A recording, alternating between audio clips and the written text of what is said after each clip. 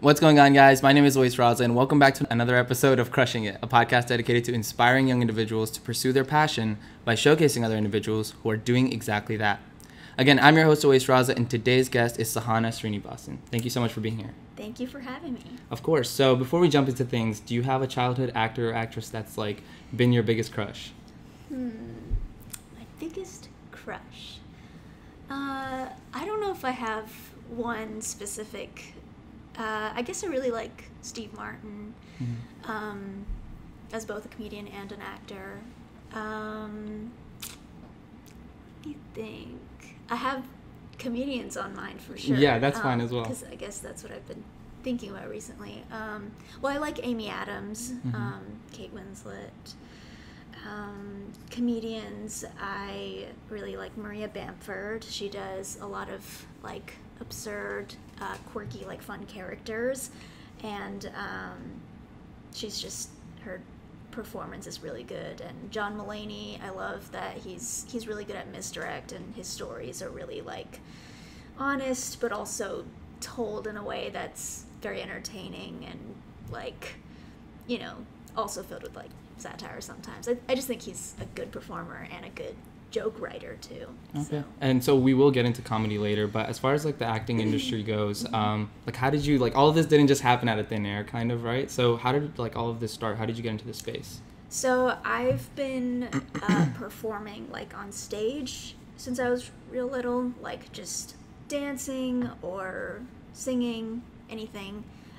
Really, my parents encouraged me to do that. I really wanted to become a neurosurgeon, but they were like, no, you have to act. Kidding. But it feels like that because they're so encouraging when it comes to what I do. And that's like not the stereotype that we're like used to hearing. Yeah, and exactly. Honestly, pretty much most of my Indian friends are doing some kind of creative thing or art or whatever. They all like sing or dance for sure. You might be familiar with that. Like every Indian girl does like the classic like Arangetram, you know, the solo performance with Indian dance, and that takes a lot of, you know, hard work and time, you know, besides studying and stuff. So they really encouraged me to like pursue performance art, and eventually I started taking acting lessons at this studio called Catherine Sullivan's Acting for Film, and that's where I got an agent in Dallas and LA through like workshops there, and then started auditioning for projects. And years later, after, you know, getting rejected and getting close on a few projects and booking some, you know, eventually I landed Brainchild. And was Brainchild like your first role, or? I did a film called Space Warriors. I was a supporting character or role in that. I did like a sketch comedy pilot. But this was probably my first like major silver screen debut, I think. Yeah. Okay. And how many audition tapes do you think you did before Brainchild itself? Probably a lot. Sometimes it would just be like I would go a month without any auditions, and then, you know, the next week I'd have like 4 in a week or something, and then I would, you know, I wouldn't do a lot, but especially because I'm in Texas, and the industry is mainly in like LA and New York, and that doesn't go to say like that there aren't any resources here, specifically in Austin. It's like a great place to pursue film and acting. There are a lot of auditions here, and I really encourage people to take advantage of the resources you already have in your hometown before like going out to LA and New York. But do you at the plan same on moving time, there? I think so. It's just like it can be expensive, you know, but that doesn't, I mean, that's just one part. Like there are so many opportunities there that it's like I should go out and do it, but I still want to stay here and take advantage of everything that I have here first. Because like you could, specifically Austin, like you could go somewhere and it looks like New York, you know, or some place looks like LA, and especially for filming, I think it's good to like take advantage of those places, which could be even free to use as a film student compared to, because I think one of my friends was filming in LA or New York, and it was a place that was restricted, and she got in so much trouble for it, and I feel like that wouldn't be the same case here. I mean, that's the thing with like photographers and videographers, right? Like they go rooftoping and stuff. It's so hard to like, we want to do these crazy ideas, you know, and like action films, and like you said, like film from a rooftop or whatever, and that's like so dangerous, but also so cool, such a cool experience. But yeah, I definitely would consider moving to those places. Yeah. Okay, and like when you're doing those tapes, right, for these auditions, do you have like a certain philosophy that you stick to? Like I know some people have like core values or some sort of character that they specifically like want to audition for. Do you have that, or do you just kind of go for whatever like that you see fit? Yeah. I just remembered why I even trailed off to talking about LA and New York is because like when I'm in Austin, I have to end up sending a lot of taped auditions, which is, I mean, you'd expect to like go to LA and be in rooms all the time, like but I think recently a lot of people even in LA are sending in tapes, so you never know. And also, like when you tape an audition, it's good and bad, right? Because like you can tape it as many times as you essentially want to, you know, if you have like a friend who's reading for you. And that's also the other thing, like you'll be like, hey, person that I know from 2 years ago who acts, can you read for my boyfriend, you know, like in this role? It's like, sure, I guess I have a nice camera, you know. Or you could go to like local taping studios and stuff, but sometimes it's hard to find a slot there, you know. So and it's also, sorry. No, go ahead. Okay. It's also good because you never know what could come of it. Like for Brainchild, I taped it in my room, and they actually liked that because it looked like I was just doing a vlog, you know, and I was like, oh, science is cool, you know, I was just talking to a camera, like, or to my laptop or something, which they liked.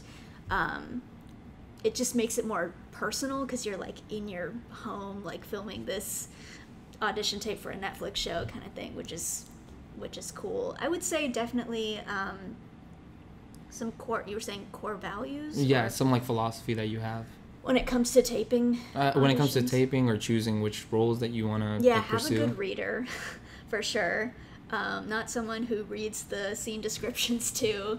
Definitely, that's good because you definitely have to be able to play off of them, you know, because that's the great part about doing a taped audition is that if you're going into the room, you never know who your reader is. I mean, you may not have chemistry with them, whatever, but you have the opportunity to get a great reader for your tape if you want to.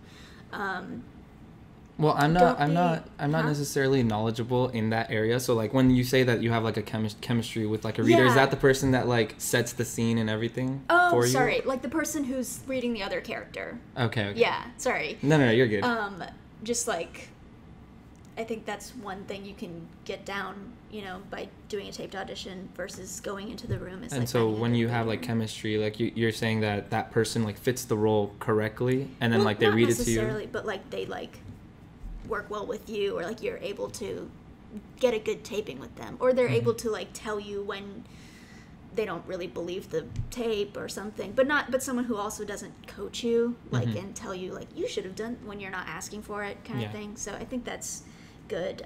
Not as important as like really getting the role down, and I would say like don't really think about whether you're gonna book it or not, because if you're truly in the role, like if I was let's say the role was like a chef who's trying to, you know, make their restaurant really popular or whatever, I'm not going to be thinking, you know, I hope I book this role. I'm going to be thinking, I hope my restaurant does really well. So you're going to be able to tell on your face and like just the way you're talking, oh, they're really thinking about impressing the director versus they're not fully immersed in this chef role, you know. Wow, that's fascinating that you bring that up. I never realized that. Like I knew like acting, like you kind of have to be in that mindset, but I guess you can talk a little bit about that, right? Like how do you prevent yourself from thinking, oh, well, the judge is like this, or whoever's watching this, am I in character? How do you immerse yourself fully into another person?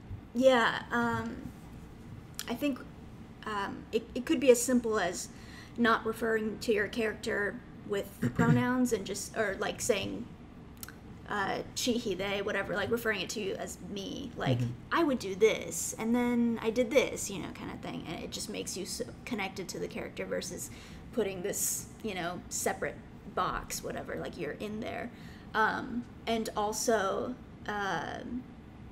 like not saying that I'm a bad person. If my character did something like questionable or whatever, it would show if you don't necessarily agree with what the character did. So they have to have the same values as you in a way? Yeah, sort of. And I always say, like, a character is not going to be the same as you, you know, all the time. It's not, you're not going to always agree with what they do, but it could be an exaggeration of a quality you already have. So just like find what it is that makes you similar to your character and just really exaggerate that.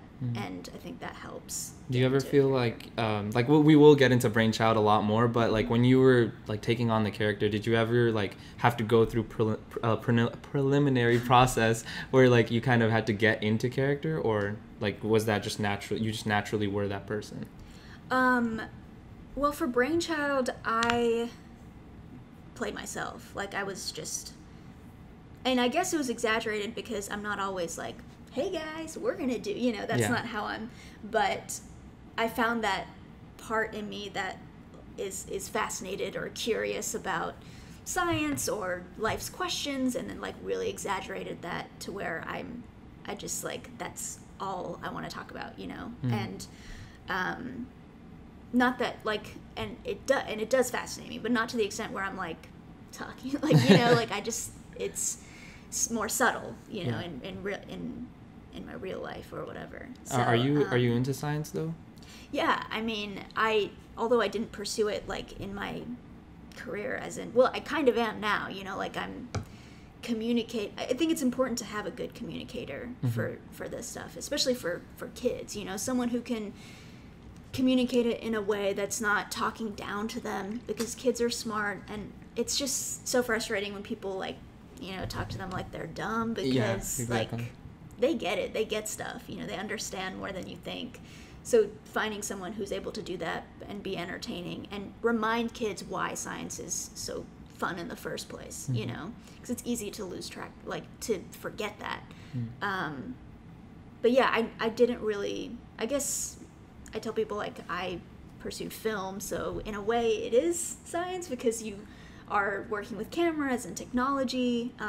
It's probably also in the field of STEAM, you know, versus STEM. STEAM incorporates art into engineering and science, etc. So careers like sound engineer or graphic designer will incorporate aspects of, you know, technology and science with art.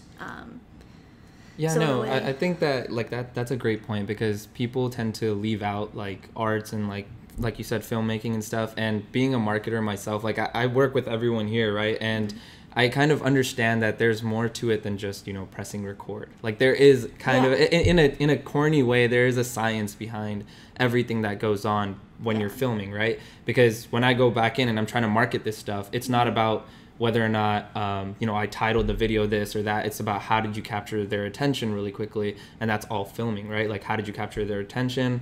How were, like, was the coloring on it? Everything, right? So it kind of does boil down to a science.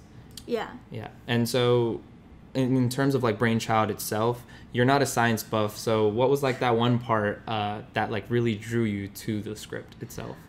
I grew up watching some science shows, like there was a show called, I did watch Bill Nye, but I also watched, like, Cyber Chase, which was a PBS cartoon show. Are you familiar with it? Yeah, I watched it. I really loved Cyber Chase, and I think there was a girl on there, like, there were cartoon characters, but there's also, like, two people after, that weren't animated afterwards, and I thought of her immediately. I was like, oh yeah, it was so cool to see her, like, talk about science and stuff. It was something I wasn't used to, because I think she was a woman of color too, and I was like, oh, that would be cool if there's, like, an entire show like that, you know. It'd be so cool for young girls to see. And I was like, oh, that's cool, this is my opportunity to have that.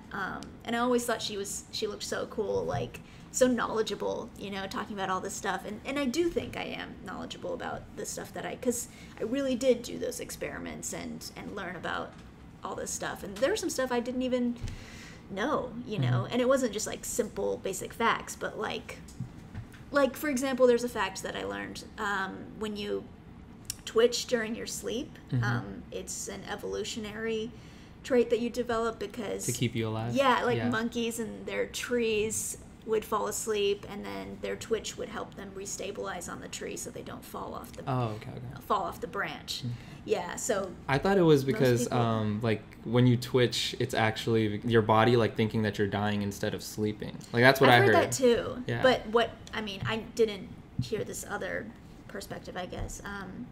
But most people I know don't sleep in trees anymore. But maybe if you're adventurous, could try it. But stuff like that. It's not like a fact you normally may learn in school. So I think Brainchild does a good job of exploring concepts you may not have necessarily been taught in school. Like the first episode is social media. Yeah, I watched it. Yeah, and it's more like sociology and psychology, but like for kids, you know, and it sort of explained in a way that's not super complicated. And that was something that I was also interested in. Yeah, I think that like after watching the first one, like I had the idea that because a lot of people were referring to you as like, I think it was like a hippie digital generation like Bill Nye, right? And so I was expecting more of like experiments and stuff, but you guys are basically like teaching kids that what already exists, like social media, like what already exists, what the good and bad is behind that. Yeah. And I thought that was really interesting because no teacher like takes the time to explain that, right? Yeah. And all these kids actually go through that whole process where they're like measuring their own value based on like the likes they're getting and based on the other people that are posting photos. So that's what I found really, really interesting about it. Did you do anything similar to that?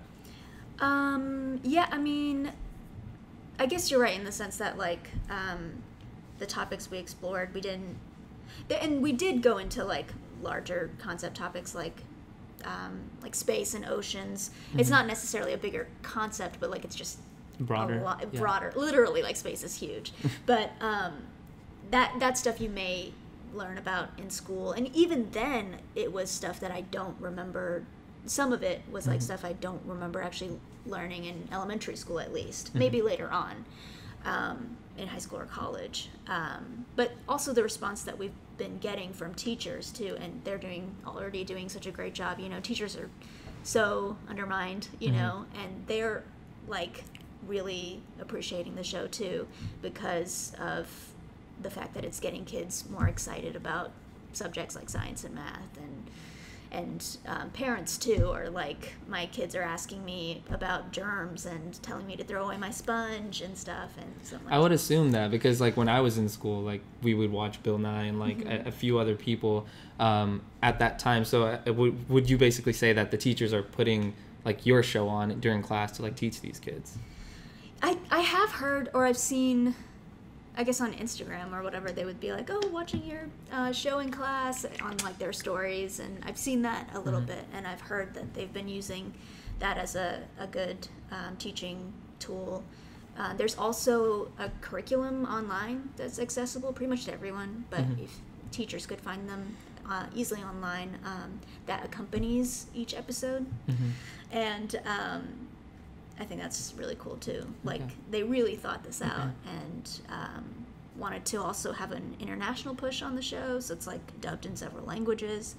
So I think it's good what it's doing for STEM and STEAM and inspiring young children. Yeah. Okay. And so you did mention the girl after Cyber Chase, right? But excluding from her, right, growing up, you didn't really see many people that look like you on TV. So what made you think that, you know, you could take a step back and be that person? Because most people get discouraged, like, oh, you don't see the same kind of people being put on. So, like, why would you think you would? Yeah, versus it scaring me or making me or hesitate to showcase that I'm, you know, my skills and also the fact that I'm Indian or brown or whatever, I was more excited, you know, to do that because I knew that representation is important and that I knew that kids want to see a familiar face on screen, so it made me want to do it even more versus being like, oh, will this work, you know?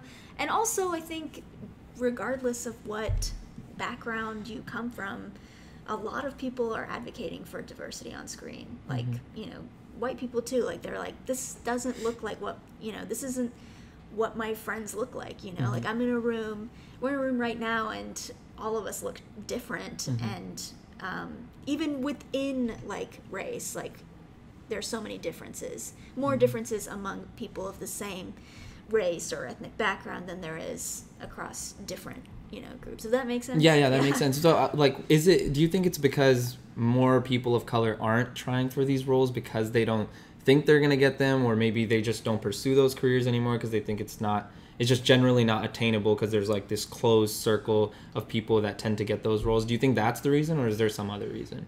There are a couple of reasons.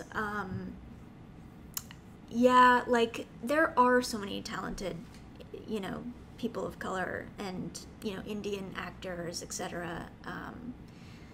It's like a cycle, you know, like you said, like, you see yourself not represented on screen, and then you think, well, what's the point of me trying to do this, you know? And they're not going for it. And it's also Hollywood, at least in the past, saying, okay, what can we do to make our box office revenue the most? Okay, cast a famous person. And since, you know, I guess the Indian people weren't famous yet because they weren't getting cast, excuse me, in movies. They're not pulling from that pool of people. They're just automatically going to Scarlett Johansson or some other famous person to play these roles. So then these group of, like, Indian people are never gonna, well, they are now, but I'm saying, like, like, they were never gonna get to that, like, you just need that initial break, basically. You know, yeah. So it's like, then it just keeps going. Yeah, like, I think you mentioned this before, like, how Hasan Minhaj, like, he's been kind of that push towards, like, Indian representation or South Asian representation on screen. So I guess that cycle is, like, starting to get a little bit of headway in terms of more representation for us. Right. But in terms of the show itself, did you ever expect it to be this popular, or was it just like, I'm gonna go shoot this and whatever happens? With anything now, just, like, growing up doing so many auditions and projects, I have a mindset of, okay, you know what, I have no idea what's gonna come of this, but I'm just gonna put my best effort into this and see what happens, even if it's, like, a big name like Netflix, you know. Even so, you never know, it could get pulled last minute, you know, like, before even getting released. While I was doing this show, I did have a lot of fun and thought, like, what we were doing was really cool, and I did have some sense of, I think it'll do well because of just the quality of what we were doing, etc. But I just didn't really think about you know, just how well it would do, because I was just so focused on, okay, I need to get this next scene, you know, whatever. Yeah. How'd you keep a bottle on it? Like, I feel like if it was me, like, and I was doing a Netflix show, the first thing I would do would be just, like, tell all of my friends and, like, tell all my family. So how did you keep it? Yeah, it's, I guess, like I said, like, because I had done these projects before, it was the same thing. They would be like, okay, you can't tell anybody about this project, and then I would just hush until. So they kind of forced you to, like, you weren't. Well, I mean, not forced you, but really like you signed like an NDA or something, or was it more of just? Yeah, it's like. I mean, it's mainly, it's not like there's, like, some weird dark operation going on. It's mainly, like, so that they can create that hype and release the trailers at the right time and get people excited for the project, you know. Okay. And also the fact that what if it doesn't go through kind of thing. But more, I think it's just to have it in a timely manner. At a you know, right time. Okay. But I guess I just like journal about it to myself as if I'm telling you. No, but I didn't think that was, like, super important, you know, at the time, like, to, like, tell people, hey, I'm doing this, you know. It's like, I don't know, like, I guess what could come of it is, like, okay, it makes a good resume, whatever, but if the project does come through, eventually I will be able to, you know. Yeah, you just keep going, essentially, and, like, as your opportunities come, you're just, like, taking them and seeing where they go. Yeah, like, I knew, like, it'll eventually I'll be able to tell people, so why do I have to do that now, you know? Just, like, because I felt like that would take away from, or that would put my mind in a different place, you know, versus focusing on doing the project. It would be like, wow, I'm like in New York doing, which is, it's so cool, and it was very fun, but it's important to have a level head and focus too. Yeah, I think that takes a certain kind of mindset though. That's pretty tough. Yeah. Is there like, so you talk about a lot about like getting fan mail and stuff, right? But was there any specific kind of fan mail or email that you got that like stood out to you? Yeah, there was this young girl. She had wrote my name down in her Christmas list, like I don't know what it entails, maybe a play date or something. And her mom messaged me about it, and just sent me, like, she had framed a photo of me, and she like carries around like a little toy or like a little companion. And I was like, to me, I feel like I'm just like UT student trying to graduate and get by, you know, kind of thing. And to mean that much to a young girl, and she was also a young girl of color too, was like, that is so cool, you know. And especially at that age, the people that children are looking up to will have a lifelong lasting impression, you know. I mean, I still think about that girl from Cyber Chase as an inspiration, or, you know, Bill Nye, etc. I still think about those people, and I probably will, you know, until when I'm 90 or whatever. I'm like, oh, those were the, you know. So that's so cool. And it's also, for that age, I'm like this perfect person. I'm not, you know, I don't have a messy room. I'm like this great person, and it's so rewarding to feel that way, you know, to feel affirmed, you know, by that group. It's good. It's a good feeling. When you're doing that though, like, I guess this is kind of a turn from what we were just talking about, but I've always heard about actors such as, like, if you've watched like the Batman series, you know, the Joker, right? And I think he died of, was it Ben Affleck? I'm not sure what his name was, but he, like, Heath Ledger. What was it? Heath Ledger. Oh, okay, yeah. So he got like so lost in his role that he, like, what was it? He overdosed and like kind of like passed away. So was there like a time where you finished acting and you just kind of got lost in your role, like you just were that same person off set? Well, I will say, host of Brainchild, very different. Well, pretty much the same role as Joker from Batman. No, but regardless of what role you're doing, it's definitely important to, you know, it's so easy, especially for acting, it's so easy to like stay in that world of whatever role you're playing, or just get so caught up in the pressure, or like feel like, man, I have to really deliver, you know, as this character.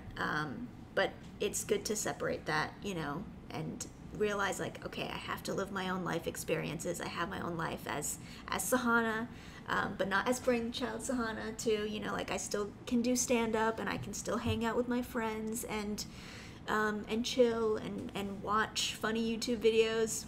You know, I can still, it's not like I'm like not being productive. Like, it's okay to not be productive and, you know, constantly doing stuff, because that can get to your, like, that can be really detrimental to your mental health too. Yeah, so I'm really glad that you brought up the whole South Asian thing, because, you know, you come from a family of engineers, right? And it's just very surprising to me that your parents were actually very supportive of this creative role, because, like I was saying off camera, my friends, like, I always had this idea that it was just a joke, right? Like, in the South Asian community, it's a joke, right? Like, oh, you can't pursue anything besides law, besides engineering, besides medical, right? And I came here to UT, and people's, like, parents are legitimately like that. So how did your parents come around?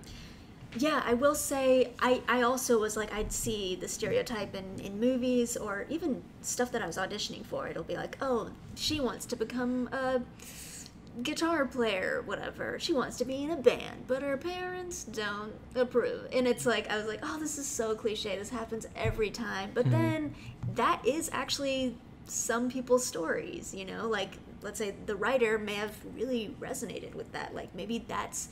Because for me, having supportive parents, I didn't realize how, like, not just within the Indian... I mean, in general, like, parents who support you taking, quote-unquote, a risk, you know, it's in their in parents' eyes, it's like something non-traditional, even for anybody, regardless of it, like where you come from, and just really wholeheartedly supporting you. I didn't realize that was a narrative that wasn't super common, or as much as I thought it was. So, and I think I don't think it's necessarily the parents' fault, really. I think it's just like the fact that they don't hear of, like, I think they're more just like they want you to be safe and like well off, and that's like the traditional way of being well off. And that's the thing, not that doesn't go to say like you could, excuse me, you could pursue a career in medicine or whatever, and it may not work. I mean, it could not work out. Like, exactly. Yes, it's probably more guaranteed that you have a job that's stable for a long time, but you could definitely, I mean, think of how many names are in the credits of a movie, and we're like, we need to forward this, and it's like, yeah, but do you not realize how many opportunities there are for you to, have a job in this field? And I think that parents don't see that oftentimes, or they don't hear of a cousin who went to LA and became a director. Like, it's not as, again, it's the whole cyclical thing. Exactly. Yeah. And I think it's more of the fact that, like, when I look at people now, like, especially in our community, I want to focus on that because it's like that's kind of what represents us right now, right? And it's like everyone's doing great things, big things, right? The typical Indian kid will have some form of background in like some form of STEM field, right? And then he'll be doing something creative on the side, like you said. But it's almost like everyone's so meshed together that the value of even pursuing STEM is non-existent in a way, at least in my eyes. Like, I know people are doing big things, but it's almost like, oh, he's a computer scientist, he's an engineer, like, just, oh, okay, cool, he's just doing the typical thing. So there's no one really hears about, oh, she went off and like became an actor and like is pursuing this thing and she became famous off of that. Like, it's very, very rare. And I think that it comes back to your point of the cycle, right? And because these parents don't hear any of that, they don't think that that's a safe route to pursue. And I will say, of course, like, computer science, engineering, STEM fields in general, like, super difficult. Very. I mean, in their own respectively, like acting and those fields, they're both very hard. You know, I also think that parents don't realize how much work goes into acting and creative fields sometimes. Again, because it's just not as heard of. Exactly. But I'm sure if they like saw it, like a lot of people, when I told them like, oh, I'm doing this Brainchild show on Netflix, they were like, oh, so they chose you to do the role? Or they'd be like, how did you, it's just like, even there's a disconnect outside, right? outside of our community too. It's I guess the process of booking a part is like kind of a mystery, or it's like some magical thing. And the more you can realize, oh, I can do this too, it's not as magical as they say it is, the more accessible it is, I think. And what was your original question? Well, we were just talking about the South Asian community and about like how it's kind of like a cycle of parents not knowing about the art and like creative fields, and that's why they always just go towards like, I'm a computer science major, so like I still have like a bias against the fact that everyone just thinks that that's the way to go. Like, I meet a lot of kids, and I know this is kind of a sidetrack and tangent, but I meet a lot of kids that are in computer science and like engineering. Even myself in the beginning, like, I didn't like the field, but my mom did not force me to go into computer science, so it was very different. Like, I was pursuing it because I'm into like startups and stuff, and being an engineer, you need $30,000 to build a prototype. Being a computer scientist, you can open up a laptop and code, right? So that was my mindset. But everyone else is just like, I need that internship, I need that job so I can like be making six figures and I'll be good. But it's like, dude, you're gonna hate your life for 50 years, right? like I don't think people realize that. And this is a very morbid part that I've heard about, and I've never really like voiced it, but your parents are only, like, as morbid as it sounds, they're only going to be alive for a certain amount of time, and once they're gone, you're going to be stuck with this thing that you took on because of them and just be miserable. And that's just not something people realize. Of course, with any field, you're going to have stuff you don't want to do. You know, like for film, it's like early call times. Like sometimes the call time will be like 5 a.m., you know, out of nowhere, just because maybe they're trying to chase sunlight or like make sure the lighting is perfect, kind of thing. And there's a bunch more. Like not booking a role, it's like sometimes it's out of your control. It could be, you know, they didn't like your name or something, not a marketable name or face or something. You just never know. So like, yeah, there are pros and cons to any field that you do, and you just have to know that when you, like you said, when you enter that field. Do you want to wait, go ahead. Were you going to say something?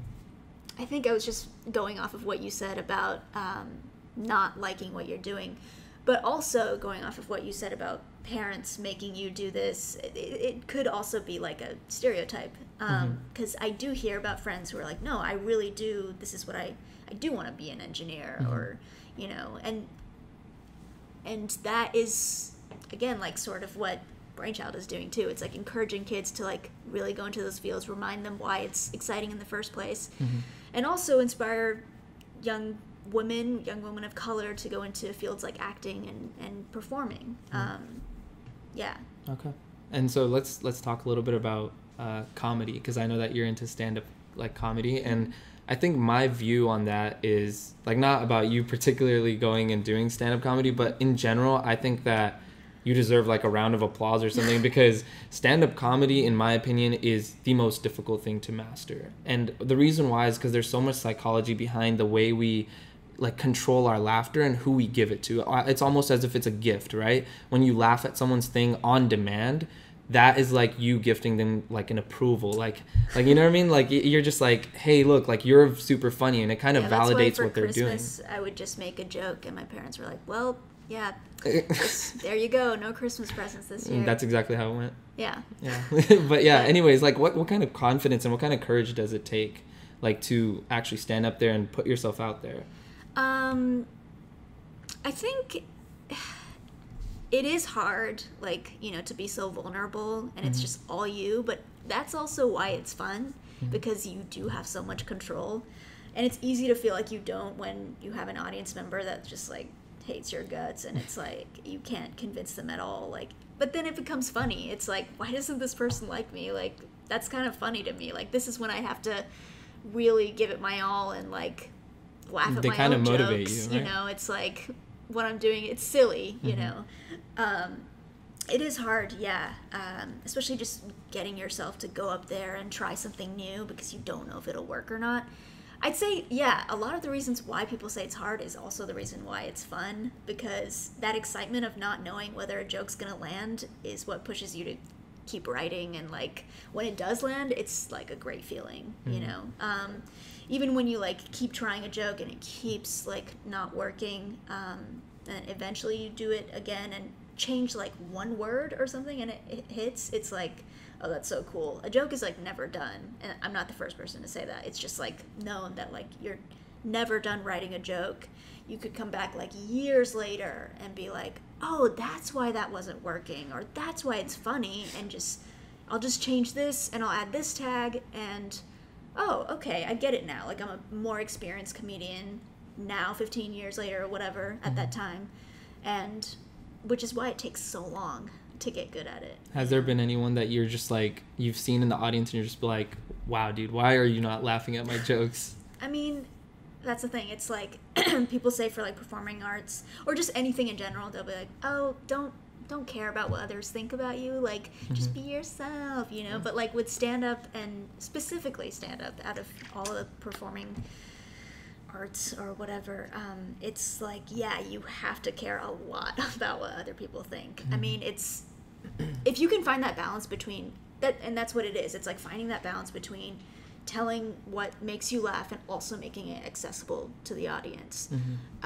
because not everybody's going to relate to what you say, but if you can describe it in a way that's relatable but is still telling the truth, or like, you know, doing that joke that you love, then I feel like that's a good place to be. Okay. And I think it's also like a balance of like understanding what's criticism, like based off whether or not someone is laughing, and then also understanding whether or not just someone doesn't like you at all. Oh, right? Yeah, there will be times when most people are, you know, laughing, and then there are a few people who don't get it. Like, I don't like every single comedian, but I know they're good, and what they're doing is, I mean, the writing is good, it's just not for me. But if they were doing a show with a room filled of me's, it's gonna bomb. Like, they're not gonna do well. So there are gonna be people who just don't like your style, and that's okay. But also, it's good to say, I'm not going to blame the crowd if I do badly or if I do well. I mean, and that's the thing. It says something good. Like, if you can do well in a crowd that's not laughing at anything, that says something great about you. If you do really badly in a crowd that's great, that also says something about what your material, you know. Do you know beforehand, like, who's in the audience, or is that's just something every single person? No, okay, I was like, what? No, I don't. So then how do you tell whether or not an audience is difficult or not? I mean, if the host goes up there, and usually when the host, the first person, you know, the person who's like essentially running the show, they don't like book the show, but they're like going up in between, bringing up the comedians. Like an MC kind of. Sort, yeah. Yeah. Like, usually the audience will be kind of tight sometimes for the host, because that's the job of the host, is to warm up the crowd. But you can tell if they're like not laughing at all, or like even by the second or third comedian, they're just like not, then you can tell they're like really tight, and you sort of have to change up your energy. Like, when you go on stage, you're not going to be like, what's up, you know, like be super, and that's going to be like, ugh, stop, you know, get on their level, maybe do some crowd work, talk to them, and then bring the energy back up. And I've only been doing this for like less than 2 years, so I may not know what I'm talking about. That's a long time, I think. But it feels like a long time because you go up so much, but I have a long way to go. I mean, like, years to go to like still find my voice and find what really works, but I have a fun time doing it. Well, I mean, you juggle all of these things. Like, how are you able to like stay grounded and like not let all of that pressure get to you, let any of the anxiety get to you? That's a good question. It's still hard, you know, to balance everything and not feel like I have to, because when you realize, oh, I am able to do these things, or I'm good at these things, you feel pressure to be that good every single time, you know, and that's not going to be the case, especially with stand-up, like something you're just newly, you know, you're just now trying. It's like, you're going to have so many times when you feel like this is really bad, and it's important to just not be like, okay, that's the end of it for this, I'm gonna go crawl in my bed and just be there forever. But it's in that moment is when you should write a bunch of stuff, bunch of jokes, and just, because then your head is like at this place where you're not thinking about how good you're doing or whatever. You're back, you know, to that point of clean slate. You're thinking, okay, now I just want to write funny jokes, you know. And I think that's sort of the best moment to re-energize yourself, or like vitalize whatever for whatever performance art you've taken up. But I guess just realizing that I'm not perfect, you know, it's not always going to be great, and re-listening to the sets that were good. Like, I record my sets on my phone. It's important to do that. A lot of people don't really listen back to it. It's more just, a lot of times some comedians are like, oh, look how many, you know, shows I did. But I think it's important to like go back and listen to it, because sometimes it's even better than you really thought it went, you know. So, and that like makes you feel good. And it's actually something we explored in the show, in the motivation episode, where we talked about, if you're feeling down, if you feel like, oh, I feel like super pressured and I don't want to do any of this stuff, like, go do something you're really good at. That's maybe not even related to whatever you're struggling with, and then come back, you know, your brain's at a different place, and do it, try it again. Okay. That makes sense. Yeah, that makes sense. And so you've actually, like, I mean, you've pursued, like, most of the people that are on this podcast, they're like, you know, entrepreneurs, they're like doing some sort of thing in business, and that's like generally been the premise. We've had some like rappers on, we've had a videographer on, and now we have you, and you're pursuing acting, and you've taken that leap of faith and kind of pursued that actively. And the whole thing that I'd like people to talk about usually when they're on this set is that, you know, that one point that gets you from point A to point B, where you actually throw all the chips in the bag and you're like, hey, I'm going to do this. What advice do you have for people that are on the edge of doing that? So they're just like, you know, maybe I want to do this, but not really. And then, you know, they never end up doing it. So how did you take that leap of faith and kind of pursue acting? I guess it's like, if you were to think of it as, this is my chance to do this thing. What if something comes up later and I'm not able to, especially like after college, etc. Like, it goes back to what you were saying about pursuing stuff that you want to do yourself. Once you do something else that you don't want to do, you might have to keep doing that in order to survive, essentially. Like, for example, if you decided that being a doctor, and not putting down doctors at all, we need them. I need them. Like, if you say, like, oh, I just need a lot of money and I'm going to work so hard and become a doctor, but I really love acting, and I think it's really hard to pursue. You can do both, and I think he acted in... There are people who have... Yeah, I know who you're talking about, but I don't know his name. Yeah, there are people who definitely have done that, but also, like, if you become a doctor and then you think, okay, now I'm going to go back and pursue acting, you could still do it. But now you have to, like, go to your work, go to your job. You have a family now. You have to, pay for them and pay for all these things that you have now. You may not have enough time to do acting now, It depends, but it's hard.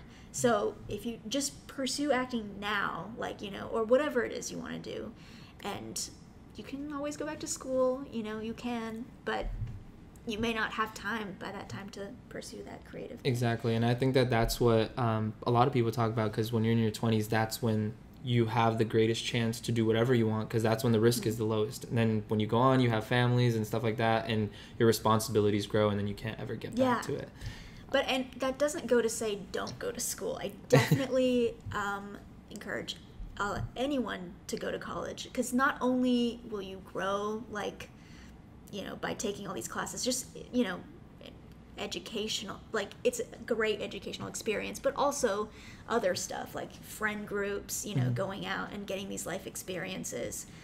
It's very rare that you'll get those from someplace not in your college life, it's a unique experience that you get from going to college. And I was able to do it, I was able to maintain my acting career and also go to school, and I'm still going to graduate on time, because I knew that if you're going to do both, then you're going to have to make some sacrifices elsewhere. So I had to take off a semester to do Brainchild, but I knew, okay, this summer may not be able to do some other things. I'll have to take some more classes, and that's what I did. Take some more classes over the summer so that I can do more acting stuff. So it's just finding a balance if you do want to do both. Okay. It's definitely possible. Awesome. Well, thank you so much for coming on, and I really appreciate you, like, sharing all of your experiences. Is there any projects or anything that you're working on that you'd like people to know about? Well, you should definitely watch Brainchild, all 13 episodes. But I also recently directed and edited a Bollywood hip-hop music video that's in my bio on my Instagram. So I think you should check that out too.